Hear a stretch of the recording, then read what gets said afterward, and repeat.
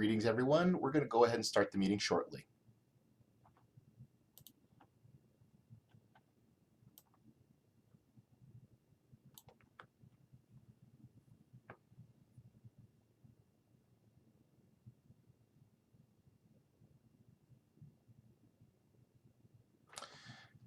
Good evening, everyone, and welcome to the Neighborhood Services District 1 and 2 Community Meeting. My name is Jason Perez, your Neighborhood Services Coordinator for Districts 1 and 2. If you have any questions about anything neighborhood related, please feel free to contact me at any time at 714-765-4398 or by email at jperez3@anaheim.net. Before we get started, if anyone needs Spanish interpretation, please click on the globe icon located on the bottom right of your Zoom screen and choose Spanish. If you are on your smartphone, simply click on the three dots on the bottom right side and choose Interpretation. Si necesita servicios de interpretación al español, favor de oprimir el botón con la imagen del globo localizado en el lado inferior derecho de su pantalla y elija Español. Si está usando su teléfono inteligente, favor de hacer clic en los tres puntos en el lado inferior derecho de su pantalla. Neighborhood Services District Community Meetings are part of the Anaheim Neighborhood Improvement Program that assists residents to improve the livability of their neighborhood by enabling them to help themselves through the creation of partnerships with the city and other stakeholders. I encourage you to learn more by visiting our website at anaheim.net/neighborhoods. There you'll find links to useful neighborhood information and publications such as Anaheim Anytime. We encourage you to utilize the Anaheim Anytime app on your mobile device or online to report issues in your neighborhood, such as streetlight issues, graffiti, and potholes, just to name a few of the services available on that application. It's like having a city official in your pocket. Here to provide some information regarding the upcoming Rebuilt Beach Community Meeting is Community Services Manager Anaheim Sporn. Anaheim, the floor is yours. Hi. Good evening, everyone. I am Anaheim Sporn, a Community Services Manager, and wanted to share some information about a pretty new initiative that the city is taking on. Staff put together a city council workshop a few months ago to focus on some efforts for rebuilding Beach Boulevard. I know many of us that have lived in the city for quite many years and decades once remember Beach Boulevard is a very trafficked highway to the beach, connection to other points throughout Orange County, the road to summer, if some may know it. What Jason has up is a new website that the city has put together to really showcase some of our efforts that we're putting together to address some of Beach Boulevard's biggest challenges.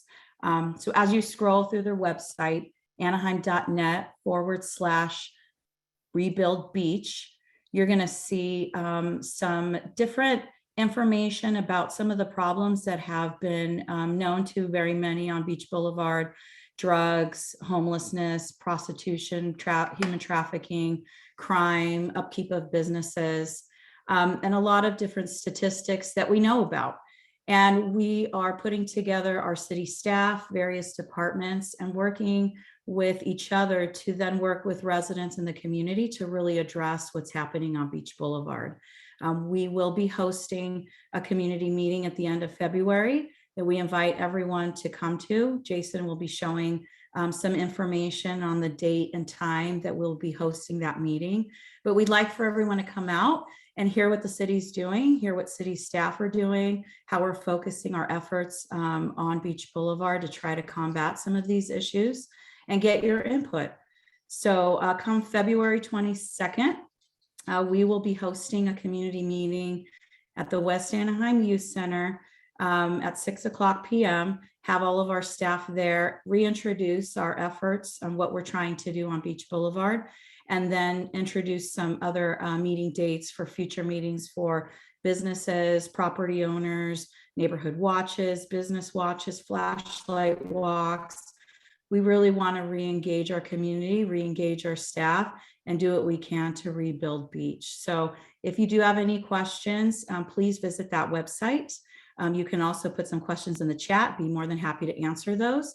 And I'll put my contact information as well so we can keep people updated, and you'll hear more about it. So we're hoping that this will be a template to address issues like these in other parts of the city. But we are focusing on Beach Boulevard and starting there and hoping for the best to really combat some of those challenges that we've been seeing in years and recently now today. Thank you so much, Jason.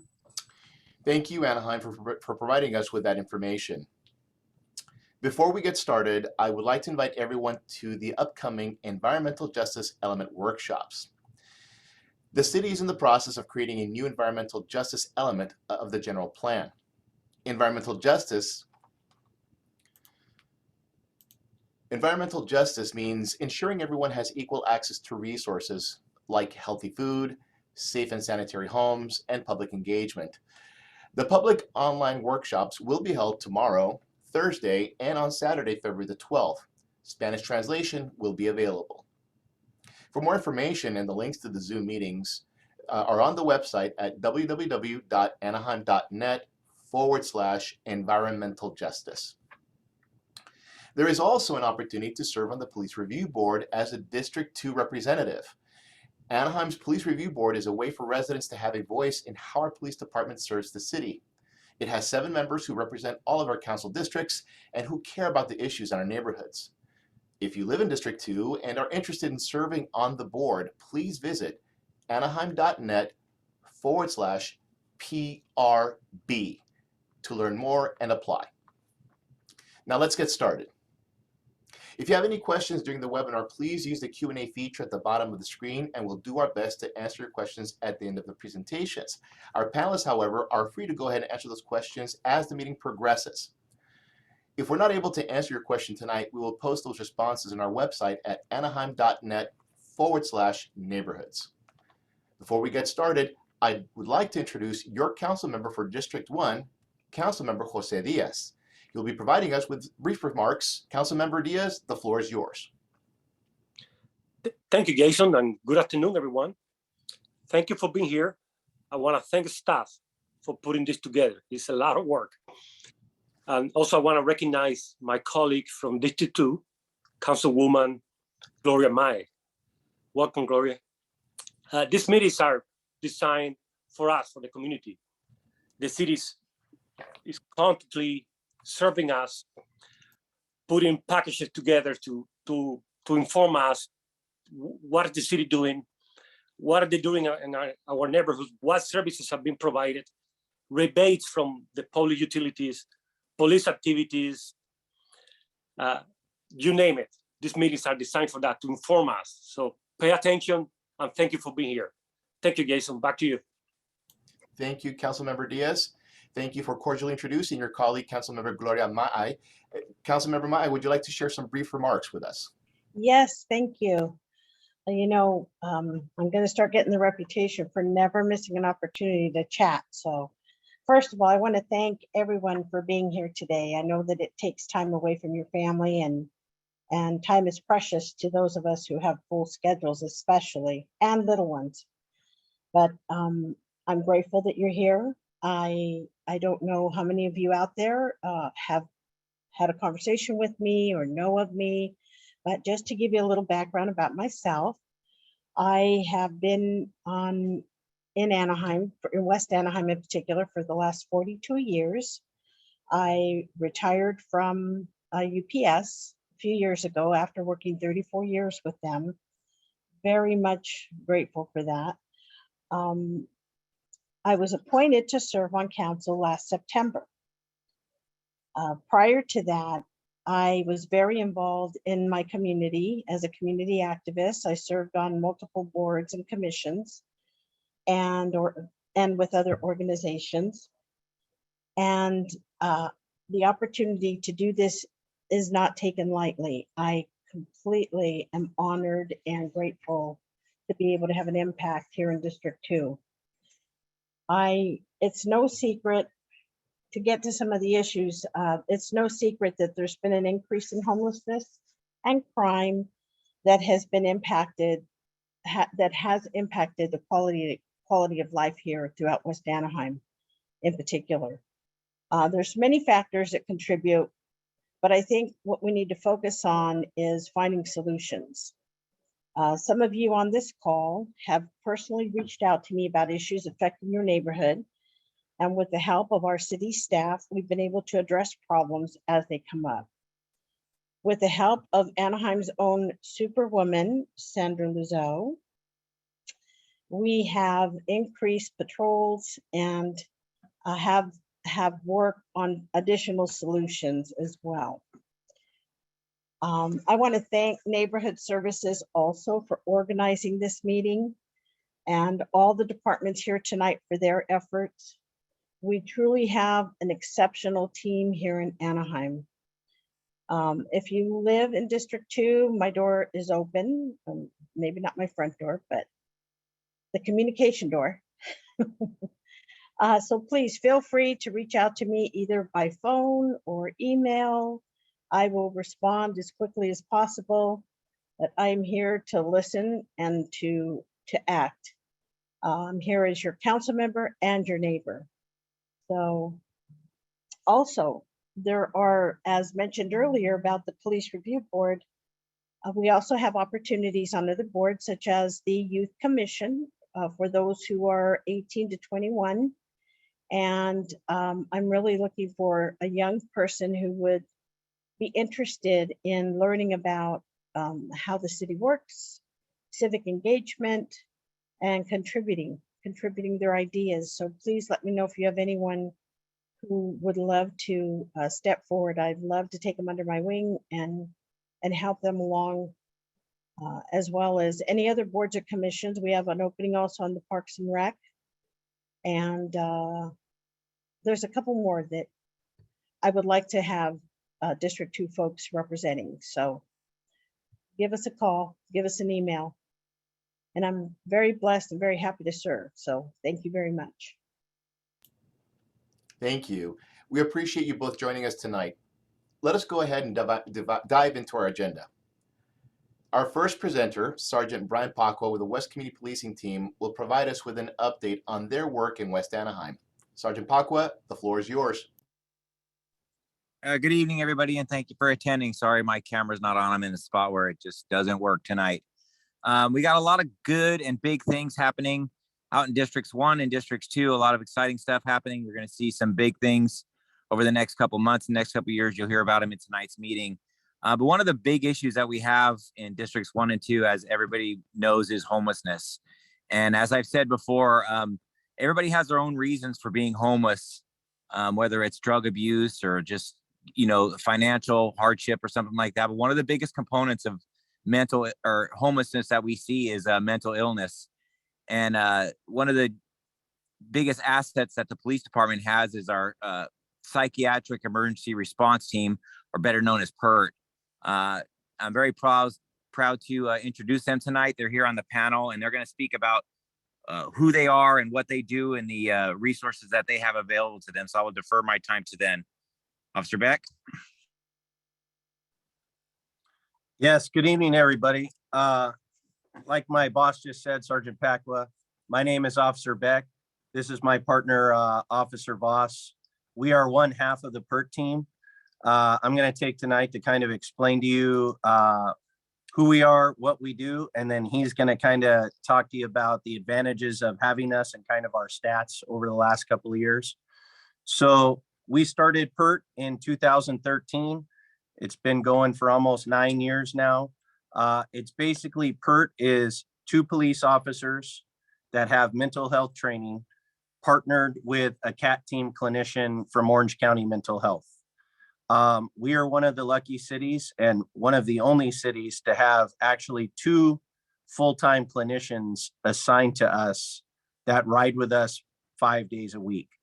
So our hours that we're in service are Monday through Friday, usually 7 a.m. to about 9:30 p.m. What we do is, as you can see, I am wearing just normal clothes. That is part of our program. It's for de-escalating and decriminalizing mental health. When we made this transition to plain clothes, we've seen a big difference in how clients and families and the community respond to us. It calms things down even just as we get out of the car. We used to roll around in a soft uniform in a black and white police car, and that got people a little nervous, like, why are the police coming? Because I'm mentally ill and sick. I am not a criminal. So now we've got rid of that stigma, and we've moved past that, and for the better. Our two clinicians are named Mary Tafoya and Christina Numamoto. Mary works our day shift from 7 to about 4:30 Monday through Thursday. And then Christina works our cover shift noon to about 9:30 Tuesday through Friday. So we alternate riding with them.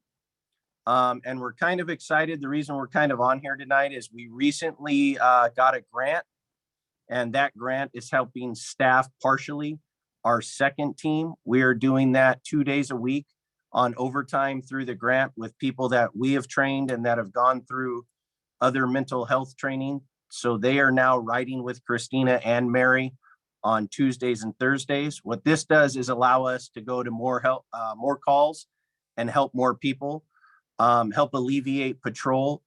The city of Anaheim, the police department, we end up hospitalizing for 5150 about 800 to 900 people a year.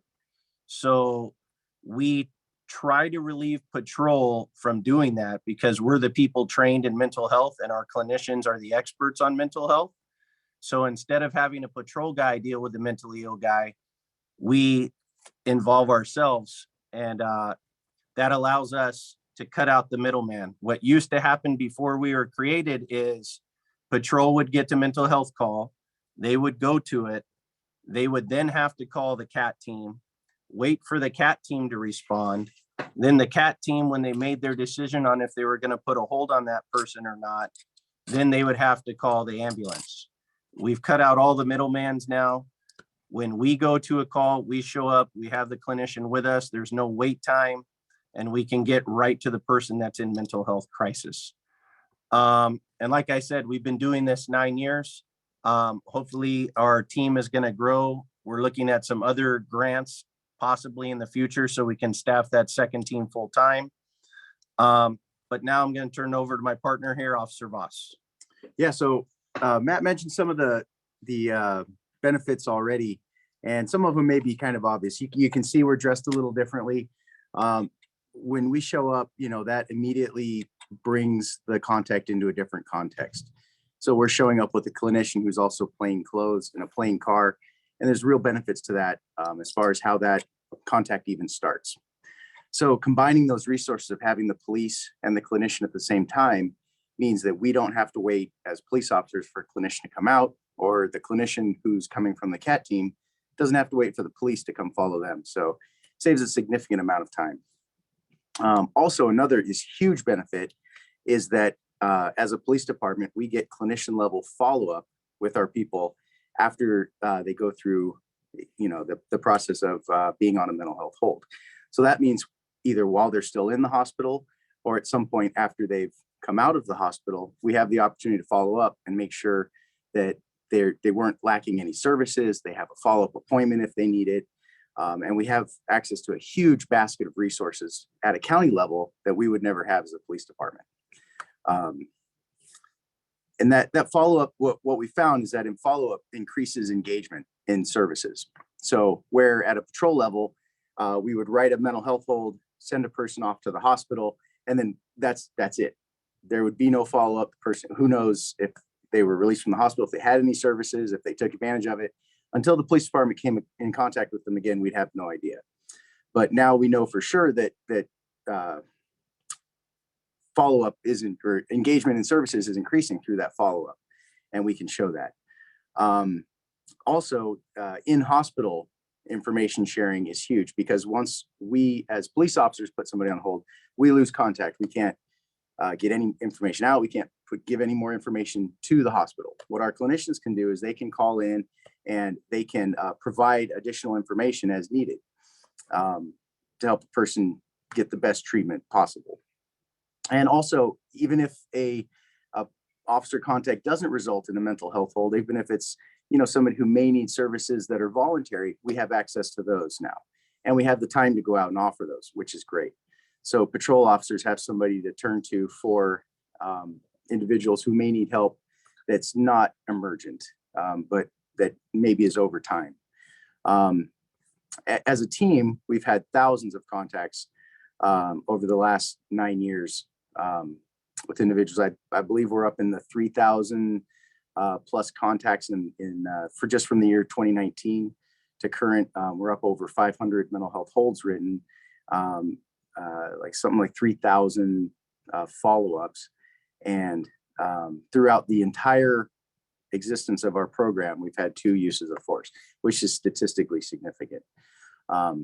So it's a great program. We're very proud of it. We're proud of Anaheim for taking the steps to start this program. And we're always excited to share it with anybody who will listen. And we've gotten a lot of good responses from other agencies across the nation when we've presented this program. Hey guys, I had a question from on the Q&A there. Somebody asked a question I may have accidentally deleted about what the response time is for PERT. Could you please touch on that? That's difficult because while we try to get to crises in the field, we have a really full basket. So we're responding to calls not only from patrol dispatch, the CAT team dispatch, but also other resources use us. We've had federal agencies use us for use our services. The jail is a significant, they take advantage of us a lot. Because it's a great resource. We can actually take people out of jail and get them where maybe they should be in the hospital, instead of being released, immediately without any resources back into the community. So as far as response times to individual calls, it's really difficult to say. I mean, if we're on and we're available, it's a drive time from where we are. If we're not on and available, then it's a CAT team response or a police response. Yeah, and we go with the theory of 3 too. It seems that every time we get tasked to go to a call for service, 2 more mental health calls come out at the same time, and we can only be one place at a time. So it makes it kind of difficult. That's why this grant that we have, where we're going to have this second team on Tuesdays and Thursdays exist, will help us get the calls even quicker. Right now, partially part of our problem that we have with response times is because the ambulance response times to help us transport these mentally ill people has gone from when I started the program 9 years ago from 15 to 30 minutes. Our average response time for an ambulance now in this city is anywhere from an hour and a half to 3 hours. So that's kind of lagged and dragged on us, not allowing us to be as effective as we once were. So hopefully that gets fixed here in the near future. Any other questions? Because I can't see questions if they're popping up. I think what we'll do is we'll go ahead and monitor the Q&A for questions as they pop up through the presentations. You're more than what we'll do at the end is if there are additional questions that are under your purview, I'll go ahead and read them out for you guys to answer at the end of the meeting. Perfect. Thank you, Mr. Pacwa, and thank you, officers from the PERT team, for your time today for these updates. If you just joined us, please remember that you can ask a question during the meeting by pressing the Q&A button at the bottom of the screen. Our panelists are more than available to answer those questions live. If you need Spanish interpretation, please click on the globe icon located on the bottom right side of your screen. Si necesita servicios de interpretación al español, favor de oprimir el botón con la imagen del globo localizado en el lado derecho de su pantalla. Next, Community Preservation Manager Sandra Lozo will provide us with an update on the Community Care Response Team and other code enforcement updates. Sandra, the floor is yours. Thank you, Jason. I know we have a few more speakers after me, so I'm going to try and get through a lot of information, and then any questions I'll go through the chat after I present. Regarding our Community Care Response Team, we had that as a pilot program all of last year. That was extended at the end of the calendar year for an additional 2 years. That program is fully funded through federal and state grants, and that program is to help divert calls for service coming into our police department that are non-criminal, non-emergency calls that are related to homelessness. as well as to touch more people and individuals out there. We have this program running 7 days a week, 14-hour shifts from 7 in the morning till 9 p.m. at night. We also are starting to address this year, we're test piloting actually low-level crime calls. Trespassing is the bulk of a lot of our calls that our PD have to respond to, that we are starting to test pilot. So if there are calls coming in for trespassing on vacant lots and those sort of places, or railroad tracks or Caltrans, we're actually having CCRT go out first to, one, touch them, talk to them, provide outreach, shelter services if needed, and then also issue a trespassing warning. And what that does is lets our skilled professionals out there, the mental health clinicians and nurse practitioners and outreach workers, issue the trespassing warning, which may be a different warning issued than a police officer with a gun and badge. And then we also let them know that if there is another call, if they stay at the location they're at, they are trespassing. So what it does is we're trying to divert that first call and maybe not even have a second call come into PD to get that person moving off of that private property. So we're test piloting that this year, as well as other calls for service that are coming in that we might be able to have CCRT respond to instead of police response. We also increased our code enforcement officers that help our community policing teams out there with homelessness. And so we book property for safekeeping, or we book property if someone is going to the shelter, maybe has too much property, or if someone is subject to an arrest, we'll book that property for safekeeping. That property pickup team is now 7 days a week from 7 a.m. to 3 p.m. So that's important for a lot of our public spaces, our parks, where our park maintenance people may be marking property, or our libraries, where a lot of public space where sometimes property may be abandoned. So we'll have more staff out there picking up property and booking it for safekeeping. Currently, we have 247 people in our shelters that otherwise would be on the streets if we didn't have our shelters. So that's encouraging. We also have the county's point in time count happening this month, February 23rd through the 25th.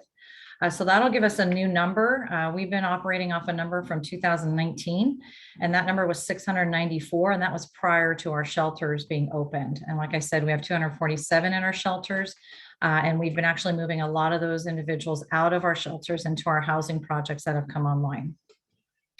Regarding our parks, we do have some park operations that we're going to be setting up at night. To address, there's only ones and twosies in some of our parks. I know on this side of town, we have John Marshall, Majeska, Twyla Reed, Schweitzer. So we're going to be hitting some of these parks in the coming weeks with our staff to encourage people not to be sleeping in our parks after hours. And also we're working with Caltrans, setting up some cleanup projects with them. Our public spaces are looking pretty clean, especially at night, but we do know there's people going to Caltrans and Union Pacific Railroad properties. So we have some cleanup set up for February 11th with Caltrans, especially 91 and Euclid, Burkhurst 5, some of those areas. And then we're also scheduling with Union Pacific for a lot of railroad cleanups. And we had one on the 20th and one on the 28th of January, and we continue to work with them in our city. I know there was a question about, do we have PERT teams go out with our homeless population? We do. So if there are instances where our unhoused neighbors are having some mental health crisis, our PERT teams will help respond to that. So that's very helpful. And then vice versa, sometimes our PERT team may respond to people that are unhoused, and they may get stabilized or go somewhere and they need to be picked up and taken to another sheltered operation or a shelter environment. We help out PERT team as well. Moving over, and the last thing is with our CCRT, we are also paying for a UCI study to really kind of look at the program that we're running, as well as how it impacts police response and also crime trends, to see if we're on the right track by having these calls diverted to CCRT versus police response. So we'll get some good information from our educators on what's working and what's not, and make those adjustments in this 2-year plan. Moving over to code enforcement, I know the biggest issue that I have on my list is vendors. So street vending with new state laws was decriminalized. We do require a permit. We do have about 6 individuals permitted throughout our city. They're all flower vendors. And we have them located throughout the different parts of the city. I believe there's 2 on the west side that are permitted. Anybody with food, we do not have permits. They do have to get a health permit through the county. But as far as the decriminalization, the only criminal activity that we can actually utilize and what the state law specifically states is the only enforcement agency is the Orange County Health Department related to food. And the only enforcement officer is the Orange County Health Inspector. So police can't do any criminal enforcement, and neither can code. But what we've done is teamed up with our Orange County Health Department, and they're actually working tonight as well as on Saturday. And we have them 2 days a week, one during the day and one on the night, hopefully on the weekends, hitting a lot of these unpermitted taco vendors. On the west side of town, we have an unpermitted one over by Los Cabos and their restaurant, where they're trying to really do the right thing and have all the right permits. And we know where the food's coming from and how it's being prepared safely. But we do have an unpermitted taco stand right outside there that we're doing enforcement on. They'll be stopping by tonight, as well as others. So please continue to use Anaheim Anytime to report those. We are, again, partnering with the county health department. So we kind of use our complaint list and their list that they're getting at the county level and hit those locations together. Regarding any type of illegal marijuana dispensaries throughout the city, we only have 2 that we know of that are still operating illegally, and only one's on the west side of town. It's kind of in the D2 area, but we're working on getting that one out, should be shortly. We did have an uptick last year in slap houses, or those illegal gambling locations. We did have quite a few on the west side. I'm happy to report we don't have any illegal ones in our city that we're aware of. But again, if you see any type of suspicious activity, just make sure you're reporting that. And then both our police department and our department work close together on that. And then lastly, parking enforcement. Right now we have 6 days a week of parking enforcement. So only Sunday right now is not covered, but we do have some recruitments out there, and we're gonna be hiring a couple more staff for that particular enforcement unit. And so we soon, probably in the next month or 2, we'll be able to go to 7 days a week for parking enforcement. Now, I know some people, we are limited on a lot of parking in our city. Unfortunately, parking enforcement doesn't create parking. What we try and do is keep areas clear for emergency vehicles, like public alleys, our permit parking, fire hydrants, red curb, that sort of stuff. So continue to put those requests in and use Anaheim Anytime or my Anaheim app, and we'll definitely get out there and help as much as we can. And then I'll answer any questions in the chat, because I know we want to keep the meeting moving. But thank you very much, Jason. Thank you, Sandra, for that information. Next, we have City Clerk Teresa Bass, who will provide us with an update on the redistricting process. Teresa, the floor is yours. Thank you, Jason, and thank you for having me. And welcome, and thank you for all our community members joining us this evening.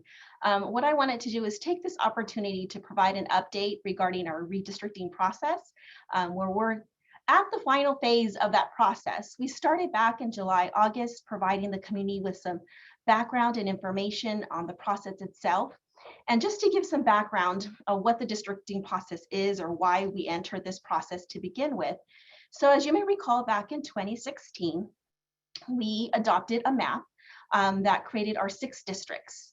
And at that time, as is required by the code and by the elections code, we utilized the 2010 census data. And with that data, we ensured that each of the districts were evenly populated to ensure each of our districts were equally represented. And pursuant through our city charter, following any decennial census, federal census, we are to revisit our map, look at it, and to ensure that we're continuing to have these districts equally populated and equally represented.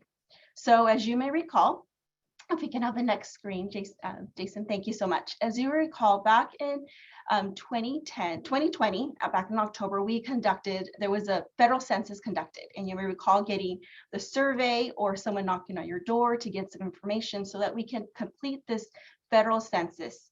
And with those numbers, we did receive those numbers back in late September. With the new census data, we did see an overall across the city, there was an increase of population, and there was an uneven population within the districts, showing a deviation from our smallest to our largest districts, about a 14%.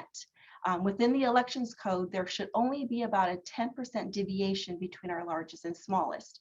So given that, with our new census data, we are to go back and review and start adjusting our boundary lines so that, again, we can go back to have each of our districts equally populated. What the census data did show about districts 1 and 2 and 6 showed they were close to the ideal population, about a 1% deviation from the ideal population. We did see that 3 and 4 were underpopulated. There were about a 4% underpopulation, with the highest growth within our District 5.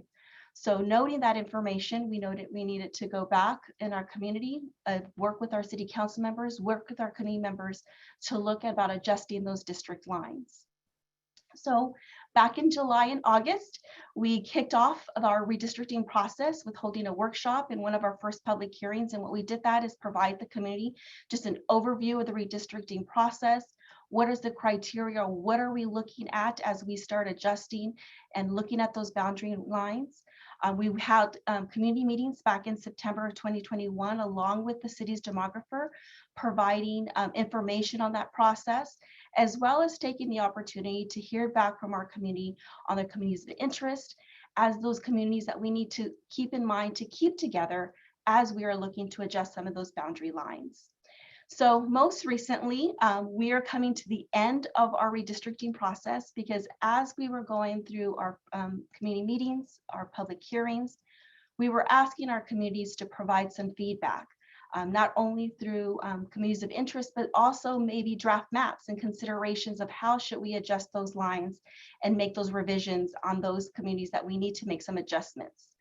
So in our January, if you can go to the next screen, Jason. January 25th public hearing, we had our 4th public hearing before our city council. And at that time, we presented our city council with 15 draft maps. And this was a combination of 12 public submittals that were submitted from the community that we received as we went out at our public hearings and community meetings. We have 12 public submittals that were presented, as well as 3 maps that were created by our demographer.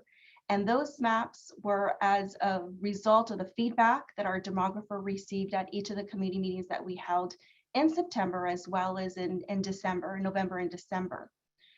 With the information that the council received, because we did provide them the information of the comments that we received at those community meetings, what they would see those communities to keep together and what was important, or the feedback that we're hearing back from the community, our city council narrowed that 15 map draft maps that were presented, narrowed that selection of maps to 4 focus maps. So we had map 102, 104, 106, and 114.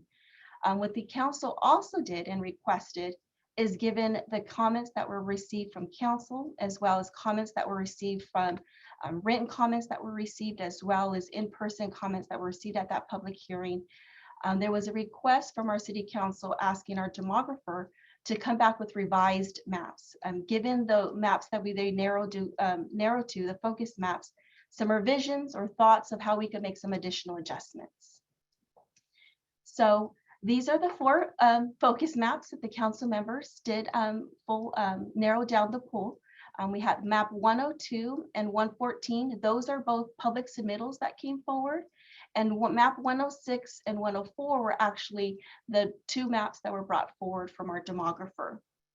So given that, our demographer did come back with 2 additional revised maps that were presented, and that is map 116 and 117. The feedback that was given back from the council was, 1, to keeping the colony together. There was other comments regarding the Platinum Triangle, looking at different areas of keeping different communities, school district communities, the Sycamore district. So with that feedback, our demographer did come back with these 2 maps. All of the maps we currently have on our city's website, and which can be found at anaheimredistricting.org, which gives an opportunity for each of our community members to look at each of these maps, view the details, see what the difference is, and the opportunity for them to actually provide feedback, and for them to give us and let us know what their thoughts on what best represents the community now and moving forward, as we use the district maps as they're adopted that we'll use for the next 10 years. So at this point, if you can go to the next map, Jason, we are asking, thank you. So what we're asking for is for the community to provide some feedback, some comments, some written comments, maybe in revisions to any of the focus maps, and submit those to the city clerk's office or at redistricting@anaheim.net by February 18th at 5 p.m.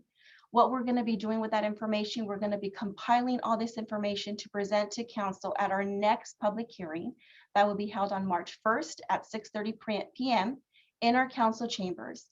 At this opportunity, the council is getting the opportunity to look at the focus maps again, look at the 2 additional revised maps that were provided by the demographer, given the feedback that we did see at the January 25th meeting, and also again to hear from the community, hearing from your public comments, hearing from your in-person comments at that meeting, and at that time, moving forward selecting a map that we will move forward with as our district map that we will use in the next 10 years.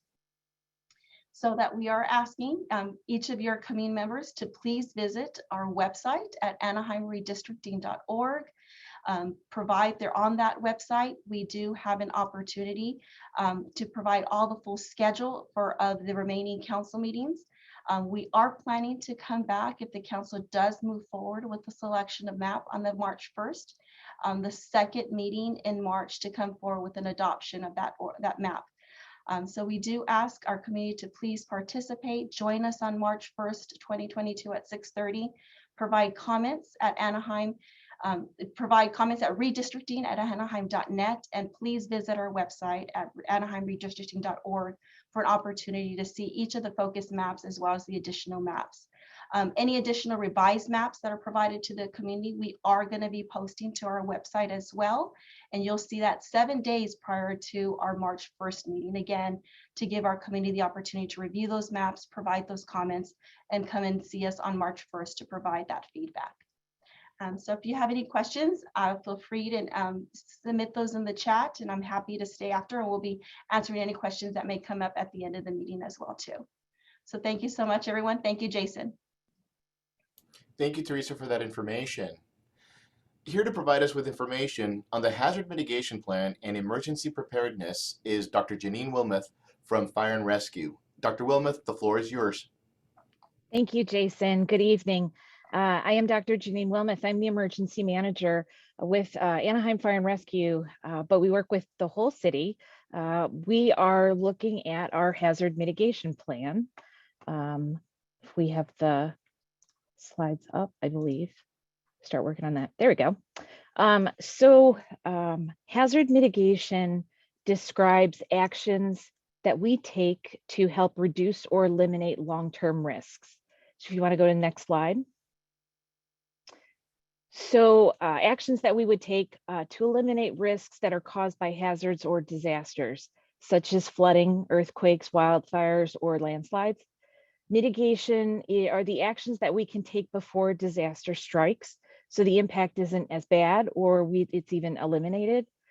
A local hazard mitigation plan is the city's plan to evaluate the potential for such hazards and identify actions to address them. So some of the examples that we have within the hazard mitigation plan, they're things like keeping homes away from floodplains, building or retrofitting facilities for earthquake to withstand earthquakes, and some of the measures to prevent the spread of wildfire. So usually after a disaster occurs, oh, can you go back? Thank you. So what we do within the mitigation plan is we will start with a summary of the natural and human caused hazards that pose a risk to our community. We look at what has happened in the past, what are the possibilities or chances of it happening in the future.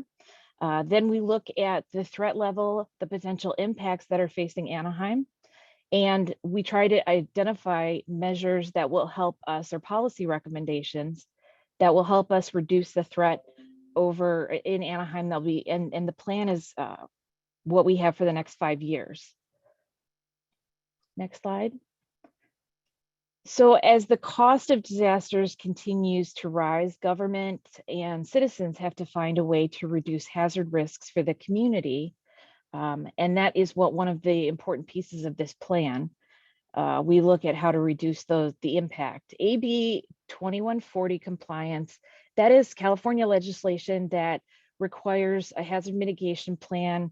And the city has to have a hazard mitigation plan to apply for certain types of funding from the Federal Emergency Management Agency.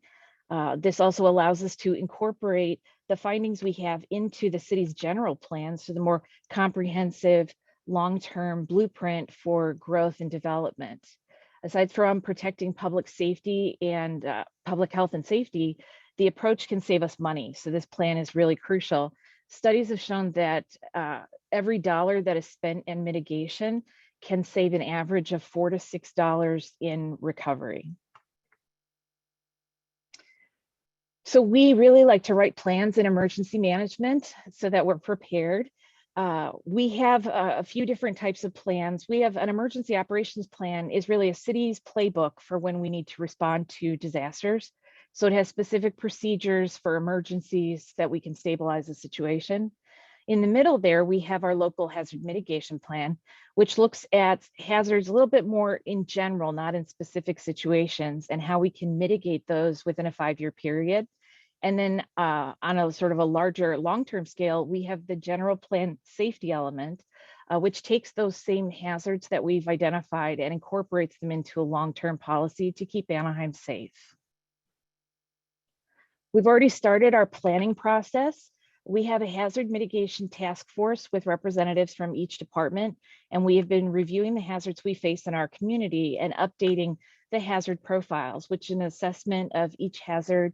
And then we look at the potential threat to the community because we want to prioritize what the greatest threats are. We then review the strategies and actions to mitigate those hazards. And then our plan maintenance portion is identifying within our project and our plan how the task force will continue to monitor the hazards and the progress for our mitigation projects. Once it's finished, we prepare a draft plan for review, and then it's sent to the California Office of Emergency Services and FEMA for approval. Once it has their approval, we bring it back to our city council to adopt as the hazard mitigation plan for the next 5 years. So we would like you to help us with this process. As we are reviewing what hazards are the greatest threat to Anaheim, we are asking for our community's input on hazards in your neighborhoods. What are you most concerned about and how prepared are you? We have our website up through Be Ready Anaheim website, which is the link below, anaheim.net/be ready, where you can also go to anaheim.net/hazard. I just learned that tonight. But Be Ready Anaheim is the approach we have for disaster preparedness in the city. So this is an important piece of that is the mitigation.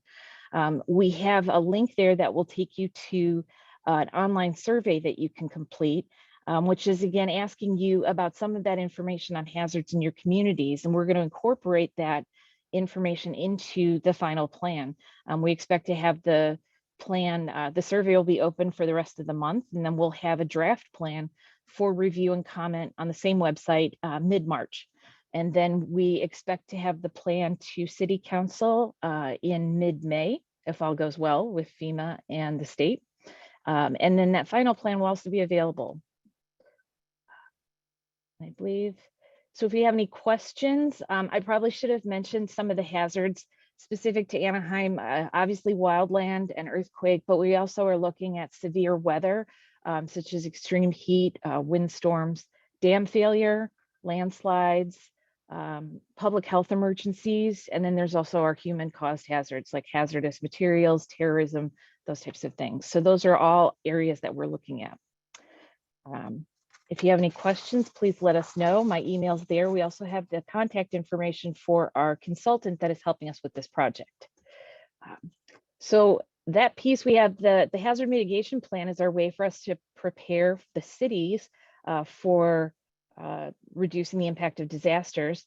If you are interested in preparing for disasters at home, we will be hosting our second emergency preparedness symposium this coming March. We have a quick video with some information on that.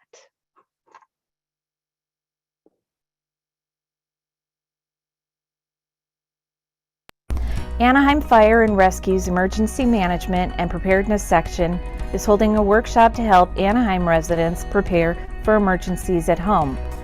This time, the free symposium will include training sessions on first aid, earthquake preparedness, and emergency preparedness for seniors, children, pets, and people with disabilities. The Emergency Preparedness Symposium is scheduled for March 5th from 9 to 12 p.m. at NorthNet Training Center. Any Anaheim community member over the age of 16 is eligible to attend. Registration is required. You can sign up by clicking the link in our Instagram bio or the link in our Facebook post. For more information, call 714-765-4048.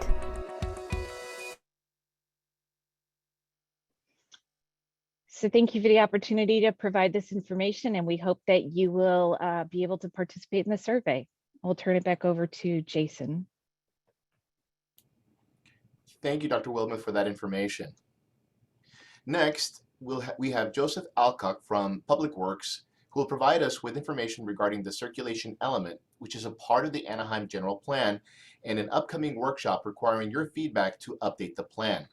Joseph, the floor is yours. Thank you, Jason, and thank you for having me here tonight. Again, Joe Alcock, Principal Transportation Planner here with the city. And we're here tonight to announce the start of our general plan circulation element update process. And also to provide a kind of a brief overview of what we'll be doing during this process, our proposed schedule, and to highlight some opportunities for public input. However, before I get into that, I do want to provide just a little background on the circulation element. Next slide, please. So first off, what is the general plan circulation element? It's basically a planning document that defines plans, policies, and our transportation networks here in the city, which we use to shape long-term growth and also manage movement within, and around the city. Next slide. So why are we updating the circulation element? Well, first, it's required by the folks in Sacramento. Second, the last update was in 2004. And as you can imagine, a lot's changed here in Anaheim since 2004, especially with respect to growth, development, land use, et cetera. So the state requiring us to actually make these updates to the circulation element is a good thing because it gives an opportunity to tweak and better reflect the changes to transportation systems which have occurred in the city since 2004. And so some of the things we will be evaluating are shown here on this slide. So things like, okay, next slide. And on this slide, we have an overview of some of the things we anticipate updating here with our circulation element update. So focusing on things like updating goals, plans, and policies, evaluating programs and strategies to manage congestion, as well as environmental requirements. So some of the state's greenhouse gas requirements, and updating our transportation networks to accommodate existing conditions as well as future growth. And I can't say exactly what recommended changes we're going to be coming up with the circulation element at this time, because it's really going to be up to you, the city council, as well as other stakeholders, to give us your input on how you'd like to see what the city's future transportation system looks like. And this is really why we're here tonight. We are starting outreach efforts on this circulation element update. And we want to start hearing and getting input from you on the types of issues and concerns that we should be evaluating as we start developing update recommendations. So what opportunities are available to provide input to city staff? First and foremost, we have two components. The first is a survey, which is designed to gain detailed feedback with questions on identifying transportation priorities, areas in need of improvement, as well as providing the public to provide open-ended responses to us. I'll note that to access the survey, it is shown here on this slide. It's the tyurl.com web link at the top. You can also access it from our website. Our website's listed down here at the bottom, anaheim.net/circulation element. If you scroll down on that webpage to "We'd like to hear from you," and then you click on the "Click Here" button, it will display the circulation element survey, which is shown here on the right-hand side. And we really want to encourage the public to take the survey and to also take some time and really think and speak and articulate your responses so that we can understand really what your concerns and desires are for the updates to the circulation element. Next slide, please. Well, we'll also be holding a public open house here in a few weeks. Our first open house is on the 23rd. It will be virtual and it is at 6 p.m. At this workshop, we'll cover kind of what the general plan is, circulation element is, basic components of it, kind of some of the things I've discussed with you tonight, as well as displaying what our transportation systems look like, and then focusing on a detailed Q&A session to understand the types of changes the public is interested in and would like staff to consider. So if you're interested in being part of this workshop, you can click on the link shown here on the slide to both register and then participate via Zoom for the workshop. Or you can also access it via our website, again, here at the bottom, the Anaheim.net circulation element. If you scroll down to upcoming events and find the circulation element workshop #1 listing, if you click on that, it'll register you and then provide you a link to access that workshop on the 23rd. Next slide. And then after we completed kind of this first round of getting input from the public, we'll analyze what we've heard and we'll start developing update recommendations.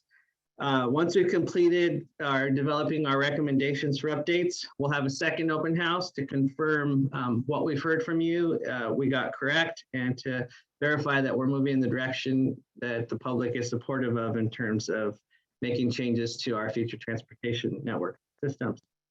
I currently don't have a date for the second workshop, so you'll have to stay tuned on our website, but we do anticipate that'll occur sometime in the spring. And after completing that second workshop, we'll then begin approval updates processes for the final circulation element, going through the City Planning Commission and then ultimately City Council late this summer, probably early fall. And once the council then adopts those updates, the updated circulation element will then be the planning document that we use to manage and shape future transportation investments and systems in the city. Next slide. This basically covers my overview of the outreach process for the circulation element. My contact information's here if you want to chat. Phone number 714-765-4957. Email as well. You also can access our website to get kind of the latest updates on where we're at, presentation materials, documents to review as they become available. And you can also sign up for email updates, and we'll send out email blasts as things become available for the public to review and comment on. And that's really it. So thank you for your time this evening. Happy to answer any questions. I'm looking forward to hearing what you have to say through our survey and our workshop.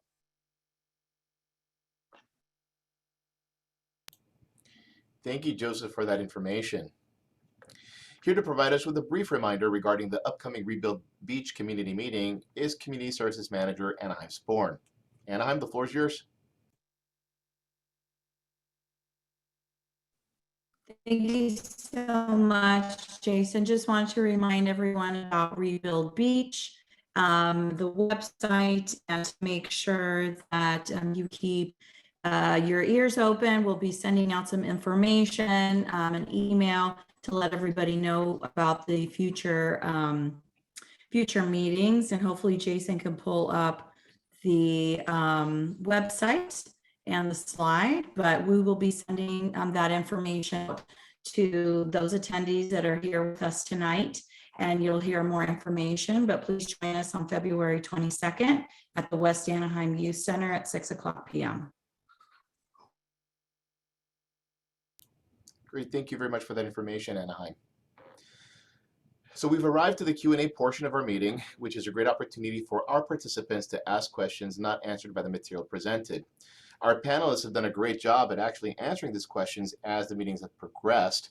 There are at least a couple of questions that were posed in Spanish that I would like to go ahead and take an opportunity to address. One of them, both of them come from a participant by the name of Roa, R-O-A. And the first question is, my neighbor has a lot of dogs on their property that bark at night, and I can't sleep. So who do I call?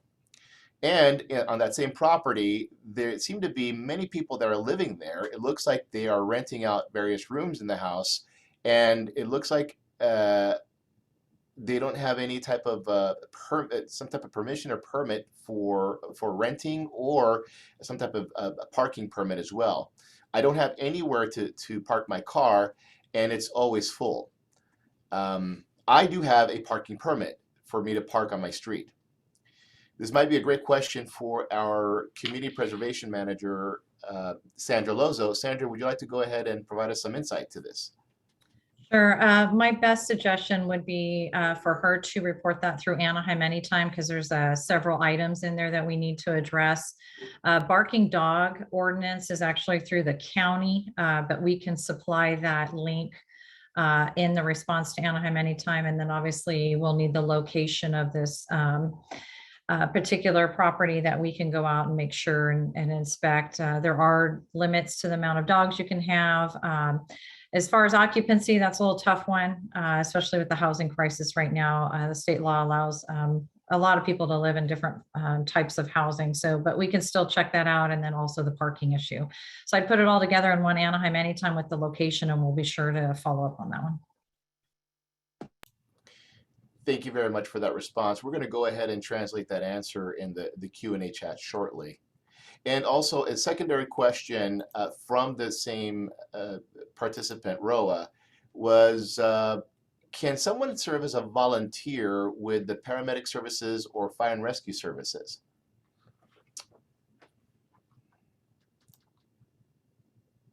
And I believe an answer is being provided at this time.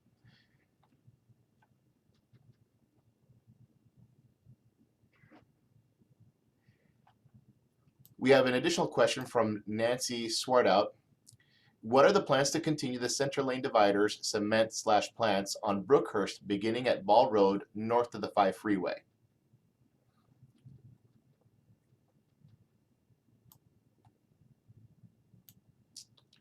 I do believe that answer is actually going to be best answered by members of our traffic engineering team in Public Works. I am not sure if anyone is here to be able to answer that directly, but what we can do, Nancy, is that this question will be answered and provided for you on our neighborhood services website, anaheim.net/neighborhoods, where you'll also be able to see a meeting recap, but this particular question answered as well, along with a contact person that can serve as a future resource for you as well.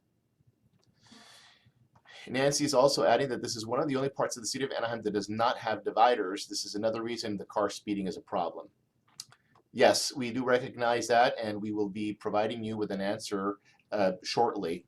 And this would probably be an ongoing discussion with our traffic engineering department.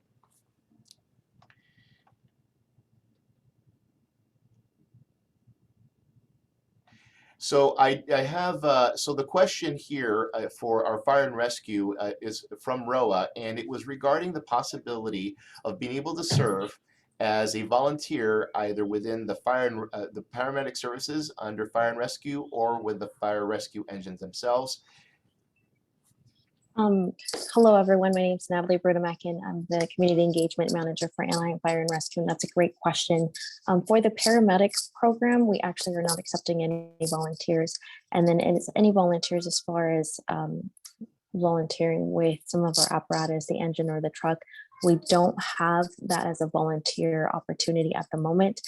Keep in mind with COVID, some of the restrictions have been in place. We do have cadet opportunities in the future, and those are paid positions. Please continue to reach out to us individually, and we'll be able to let you know once we start opening up the reserve opportunities. Thank you, Natalie, for that wonderful response. Jason, if I could just add, for emergency management, we do have the community emergency response teams. It's our volunteer program. It's more for the residents to be able to get get training so they can help others in the community. That information is available on our website, or can give us a call at the fire department and we can provide some. We have started training again for those teams, and you can do some regular volunteer work with us.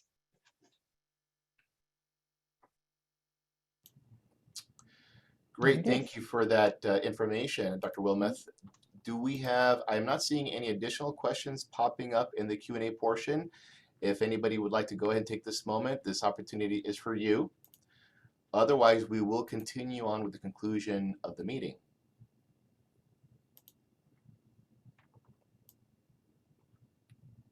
Again, any questions that we're not able to answer as a result of our meeting concluding, or something that was, unfortunately, we did not have the panelists to answer, they will be, those answers will be provided on our anaheim.net/neighborhoods website within the meeting recap and in the question and answer portion as well.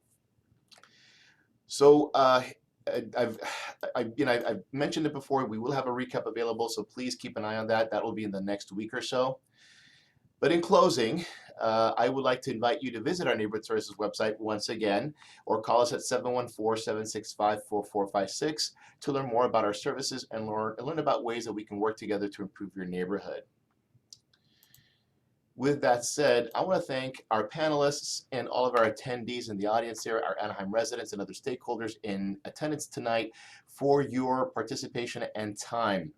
And we look forward to the continued provision of our services and improving the quality of life of our Anaheim neighborhoods. With that said, thank you everyone for your time and have a wonderful evening.